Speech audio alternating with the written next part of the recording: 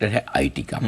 कल देखिए एक्सेंचर दुनिया भर की दिग्गज आईटी कंपनी जो है कल वो 9% घटी है। उन्होंने अपना गाइडेंस कम किया, अगले 2 क्वार्टर को लेकर वो बहुत ज़्यादा कॉन्फिडेंट नहीं है और उसके दम पर कल इन्फोसिस विप्रो के एडीआर भी घटे हैं, 2% से ज़्यादा घटे हैं।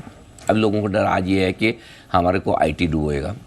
आज 40-50 पॉइंट जो आपको गिफ्ट निफ्टी दिख रहा है वो आईटी की वजह से दिख रहा है कि आईटी शेयर नीचे खुलेंगे। इन्फोसिस विप्रो वगैरह 2% नीचे खुल सकते हैं, 3% नीचे खुल सकते हैं।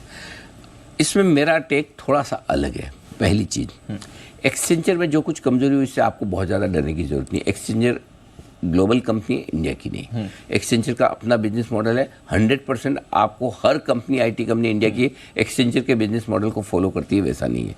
एक्सचेंजर के बिजनेस मॉडल को पे बात करूँ उससे पहले सिंपल सी चीज़ है, कल एक्सचेंजर अगर घटाया तो उसके घटने के पीछे वजह थी कि उसकी आउट परफॉर्मेंस भी ज़बरदस्त थी। आईटी इंडेक्स 0.5% बढ़े और एक्सचेंजर अगर साल इस 9% बढ़े तो जाहिर सी बात है कि उससे एक्सपेक्टेशन ज़्यादा थी, ज़्यादा बढ़ गया तो वो उसकी जो हाई एक्सपेक्टेशन जो कल एडजस्ट होती हुई दिखी, पहली चीज़। दूसरी चीज़, एक्सचेंजर के बिजनेस मॉडल से मिलते जुलते कुछ स्टॉक है जिन पर करेक्शन आना चाहिए, जिसमें विप्रो हो सकता है, जिसमें एलटीआई माइंट्री हो सकता है, थोड़े बहुत ये कमज़ोर हो सकता है। लेकिन विप्रो तो आजकल ट्रेडर्स और इन्वेस्टर्स फेवरेट होकर रखा है, तो ज़्यादा नीचे खुल गया तो यहाँ खरीदारी आ भी जाएगी। तो मेरा क्लियर कट है, हमारा व्यू आईटी पर पॉजिटिव है। हम हर खराब खबर पर आईटी खरीदने के बारे में सोचें, चाहे वो टीसीएस की बड़ी ब्लॉगिंग हो। हमारा पिछले नवरात्रि से लेकर दिवाली से लेकर न्यू ईयर से लेकर और बाद में जब जब मौका लगा है हमने आईटी शेयरों में खरीदारी की राय दी। आज भी अगर आईटी शेयर घटेंगे तो खरीदना है, आज भी घटेंगे तो खरीदना है, क्योंकि ये तो बड़ा आसान काम है ना, मैं बोल दूं आईटी घटेंगे, इसमें तो कौन सी रॉकेट साइंस है, सबको पता है घटेंगे। घटने के बाद क्या, तो अगर कोई भी आईटी स्टॉक जो 4-5% घट जाए तो खरीदना। मसलन 4-5% अगर विप्रो नीचे मिलेगा तो लेना है। ठीक है, आपको क्या खरीदना आप डिसाइड किया, आपको मिड कैप लेना है लार्ज कैप। फॉर एग्जाम्पल आप मिड कैप लेना चाहते हैं, बेस्ट मिड कैप कोफोर्ज हो सकता है। क्यों? ऑलरेडी बहुत घट गया है क्यूआईपी की वजह से।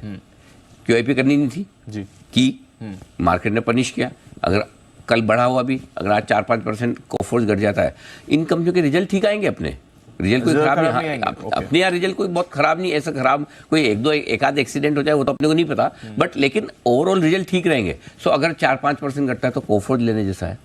दिग्गजों में टेक महिंद्रा, अगर टेक महिंद्रा खराब हो, नया मैनेजमेंट आ चुका है, प्रॉमिसिंग लग रहा है, तो टेक महिंद्रा आप खरीद ले। टीसीएस ब्लॉक डील के बाद सप्लाई आ चुकी है, नो डाउट टीसीएस उतना रिटर्न नहीं देगा जितने मिड कैप्स देंगे, वो अपनी जगह। विप्रो अगर ज़्यादा घट जाए तो विप्रो लेने जैसा है। सो आई थिंक मैं आज इसलिए स्टॉक ऑफ द डे में सेक्टर बताकर ये कह रहा हूँ, मुझे नहीं पता कौन सा स्टॉक ज़्यादा घट सकता है, लेकिन जो ज़्यादा घटे तो पहली चीज़ तो ये कि आपको नीचे के लेवल पे शॉर्ट नहीं करना है, और दूसरी चीज़ आपको अच्छे स्टॉक ढूंढ के आईटी खरीदारी करेंगे। क्योंकि देखो आपके बढ़िया पैसे तभी बनेंगे जब आप खराब मार्केट में लेंगे। Yes sir.